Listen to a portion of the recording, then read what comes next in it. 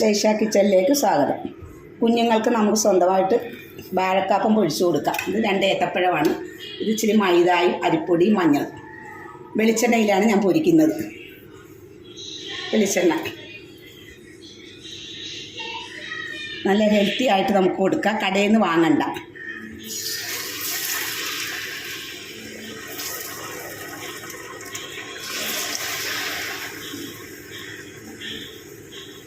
കുഞ്ഞുങ്ങൾക്ക് വീട്ടിലുണ്ടാക്കി കൊടുത്താൽ പഴയ ഓയിലിൽ കഴിക്കേണ്ടി വരത്തില്ല. ഇത് ശുദ്ധമായ വെളിച്ചെണ്ണയിൽ നമുക്ക് ഇത്തിരി പൊരിച്ചു കൊടുക്കാം.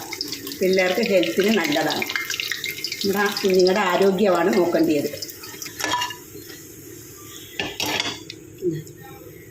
ഹെൽത്തി ആയിട്ടുള്ള വാഴക്കാപ്പമാണ് കുഞ്ഞുങ്ങൾക്ക് കൊടുക്കുക.